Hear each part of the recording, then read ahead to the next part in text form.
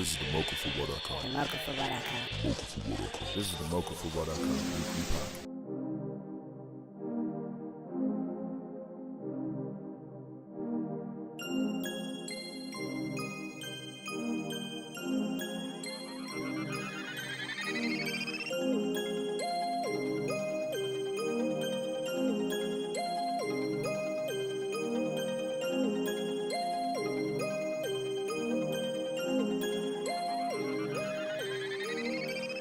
Alright, everybody, we're back here again, off of a little bit of hiatus. I hope everybody had a great Thanksgiving weekend. Got to see some people that they haven't seen in a long time. And also got out to see some of the football that was being played in Montgomery County. We had two great marquee franchises that played on Thanksgiving weekend and won on Thanksgiving weekend, most importantly, and have advanced to this week, now the state finals in Indianapolis.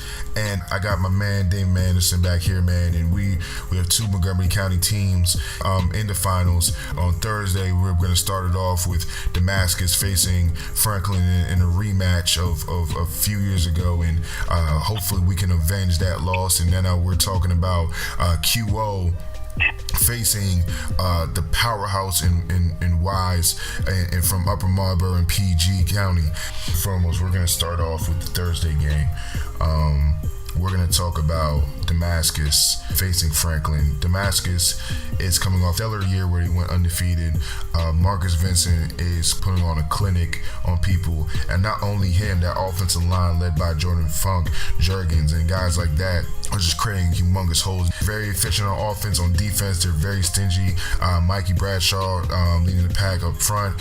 Cedric Cole is also one of the most underrated defensive backs in the county. He's been playing at a high level. So when you look at Damascus, you're looking at a team that's playing real efficient, real sound fundamental football right now. And also you throw in the fact that they have some of the best players in the state of Maryland. I mean, you look at Franklin. Franklin is a really good, well-coached team, obviously. They have some really, really great players at the skill positions. Michael Gibson is a kid that I'm going to be looking at, number 5 for them. He plays safety and a little bit of running back and a little bit of wide receiver. He's going to be a kid to kind of look out for. Can do a lot of things for them. They're a team that can spread you out and go deep. I mean, we saw that the last time when Damascus faced them, gave Damascus problems going up the seams. At the time, they had the great Steven Smothers, but now they have other kids that can do the job as well. Damon, what do you think about this game, and what do you think Damascus is going to have to attack Franklin to come out with this victory? From Damascus, I expect to see what we have seen all throughout the playoffs, and that is stellar line play, specifically from the offensive line, opening up huge canyon-like holes for Marcus Vincent and Elijah Atkins and company. They're averaging literally close to 400 yards per game in the playoffs, which is outrageous. I don't think they'll get to that number in the title game.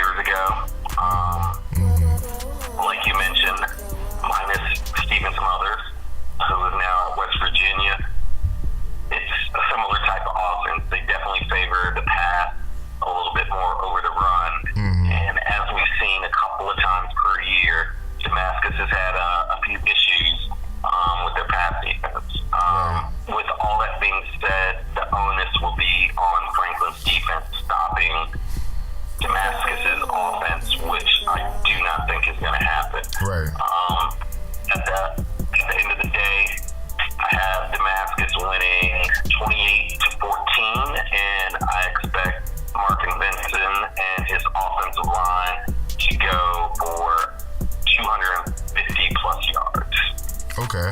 I expect Franklin to kind of just do what they've been doing. I think they're definitely going to look at a few games. I think they're going to look at the QO game, first game of the season for Damascus. I think they're going to look at specifically the Blair game and see some of the things that those teams were able to do through the air and see if there's ways that they can attack them.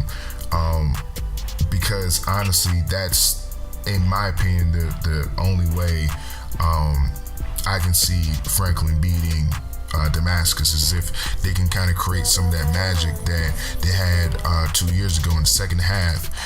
Because when it comes on to the physical part of the game, in my opinion, I don't think it's even a contest when it comes on to the offensive line play. When you're talking about the defensive line play, when you're talking about just overall physicality, I think that Damascus obviously is going to get them there. When you're talking about who's the best player on the field, I don't think there's any question about that right now. It's Marcus Vincent, and he's showing it week in, week out. So there's going to be a lot of disadvantages that Franklin's going to have going into this game from a personnel standpoint and a physical standpoint. You look at Coach Wallach. He's a great coach, but Franklin has a great coaching staff as well, so that's pretty much a wash. But I mean, if you're talking about the essence of football is being able to move somebody against their will to where you want to move them. And I think that Damascus is the team that can do that the best out of the two. And I think that not only that, they have other elements attached to them that make it almost impossible for them to people to defend them without you having certain elements as well. And I just don't see Franklin having the elements to completely stop Damascus. Now, does Damascus have the elements to completely stop Franklin? That's yet to be seen. I think that they do. I think that they have the elements to at least slow them down. I don't know if they can completely stop Franklin, but I think that they have the elements to at least slow them down.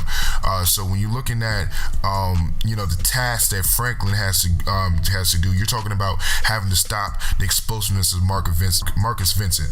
You're talking about having to stop the power of Elijah Atkins, and then now you have Ben Lokes, like I said, and other kids that are coming in and doing a great job. When you're on defense, you talk about the Mikey Bradshaws, you're talking about the Cedric Coles, you're talking about all those guys that are out there, playing at a very, very high level. I think that this is a very tall task. Now, Franklin came up with that magic, a few years ago, came out in the second half and had one of the better comebacks we've seen, in a championship game. But this is a different Franklin team. They don't have Steven Smothers on this team, and I think ultimately the fact that we have Marcus Vincent and they don't have somebody like Marcus Vincent to match up, I think that's going to tilt their favor over to Damascus this time. I got this game being 35-17 Damascus. So we're going to go over to the game that I know you have the personal connection with. Damon, I know you're almost over there beaming like a proud father right now. We're going to be talking about QO and Wise. This is going to be a game not only talked about in Maryland, this is going to be a game talked about all across the DMV. We kind of projected this in the off season. People were talking about this possibility. Now it's finally here. This is like a big time heavyweight fight, man. We knew that Wise was going to be a legit team. We knew that they were going to have a stellar defense. We knew what kind of offense they were going to have. Obviously, QO kind of started out with three of their better players suspended, so they get started out with the loss to Damascus. But since then, they've been on a complete tear. They've been a dominant team. They've been a great team all season as well. We talking about a guy like Doc Bonner, who's been one of the most efficient quarterbacks in the state of Maryland, and you look at his counterpart over there at Wise, who's also playing very, very efficient football in Jabari Laws. I mean, you look at the fact that you look at a guy like AJ Litton, and then his possible matchup with a guy like Fofi Bazzi. I mean, this game has a lot of storylines and a lot of matchups that are going to be very, very interesting. I'm looking forward to this game. When I look at the matchups, this is going to be whose strength can really shine through.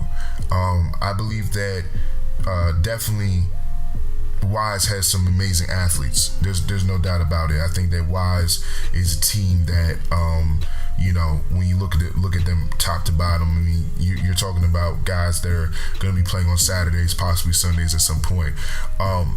But when you look at QO, and I continue to say this, anybody that looks at QO, you look at the girth up front. You look at the guys that are big, that can move, that can do things that a lot of the teams that I think in PG County that Wise was playing couldn't do.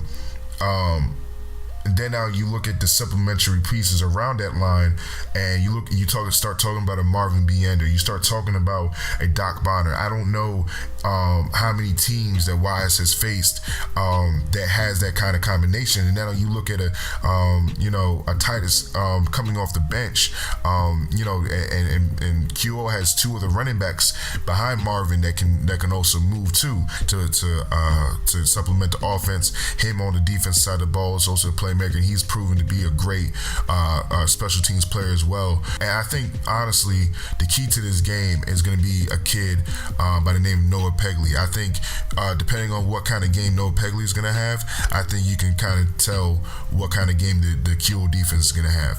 I think that he's going to be crucial when it comes on to stopping the Wise run. If QO is able to somewhat make Wise kind of one-dimensional, I think that it can bode well in their favor.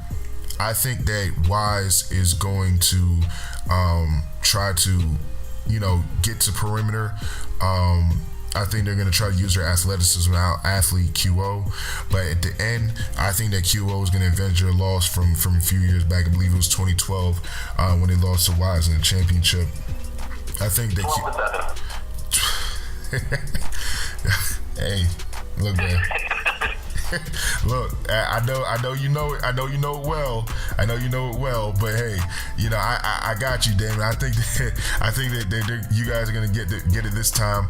I think it's gonna be a little bit more high scoring than 12-7 this time.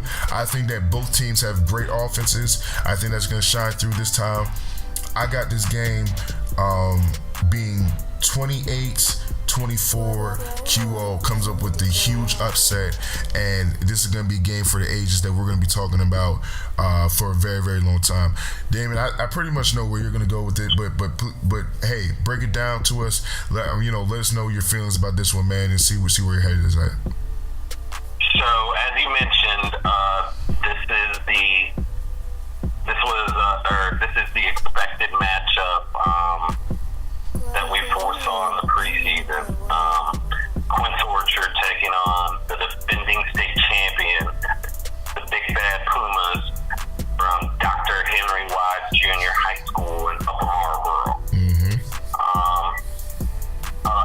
I can't say much more than what's already been said about the Pumas.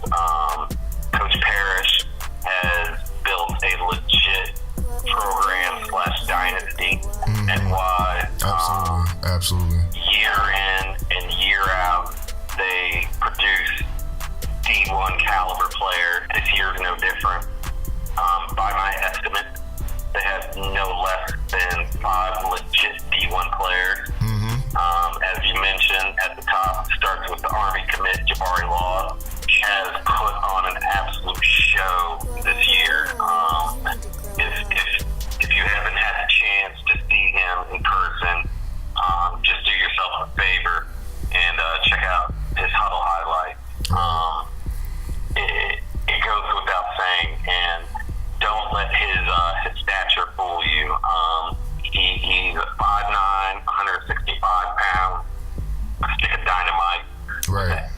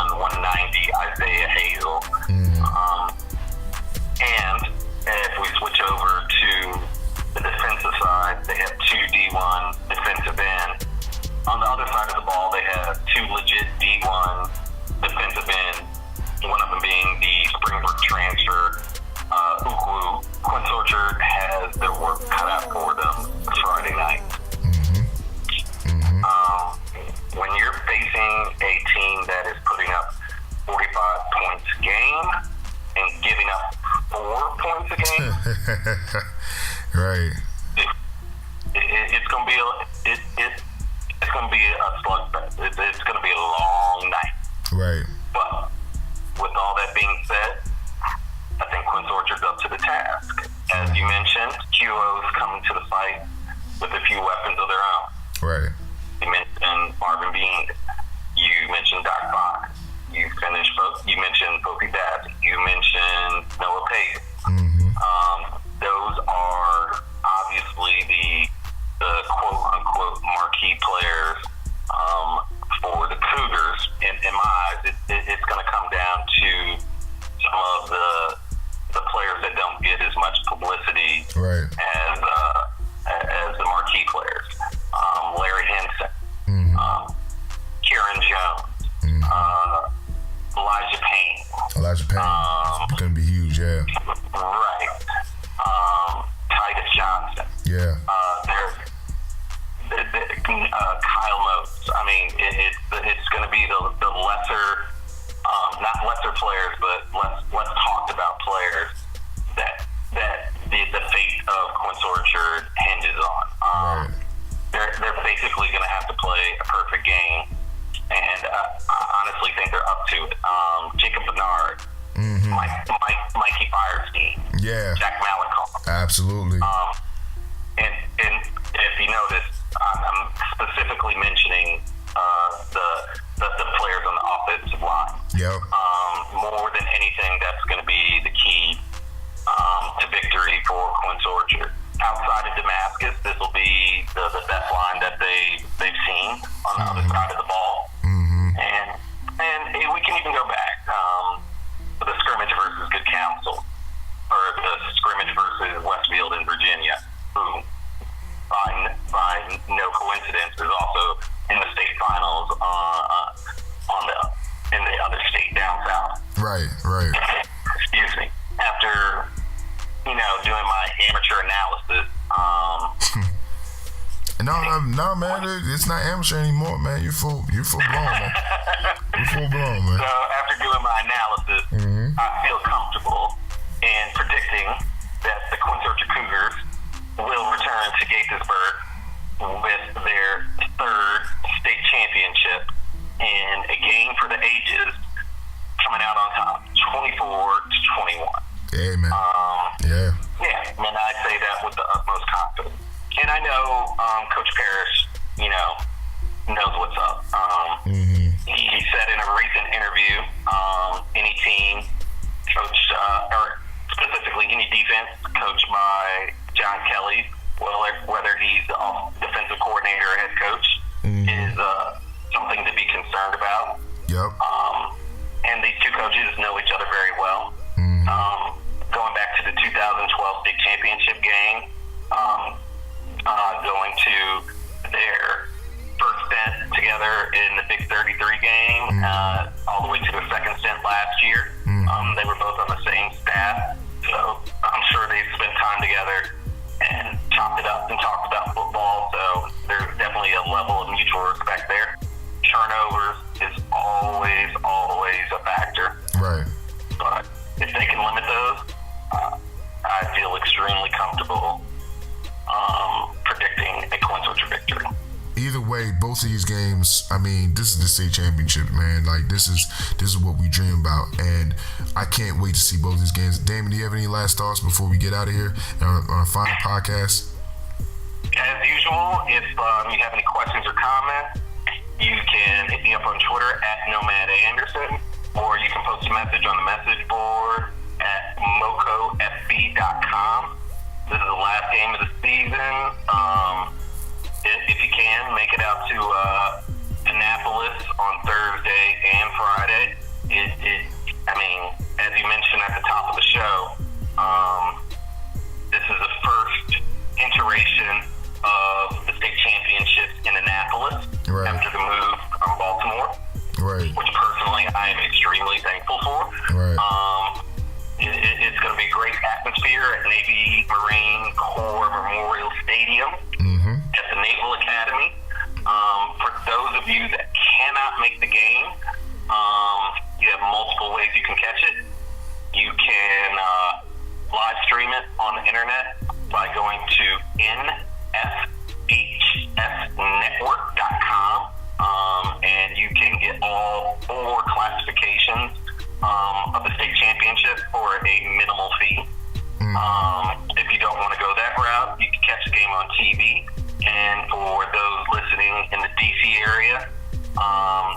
You can catch it on channel 204 if you have Comcast, 462 if you have Verizon. You can catch it on channel 7 on the regular TV, quote unquote, if you have Cox. It's channel 804. And all of that is posted on my Twitter, once again at Nomad Anderson, and it's also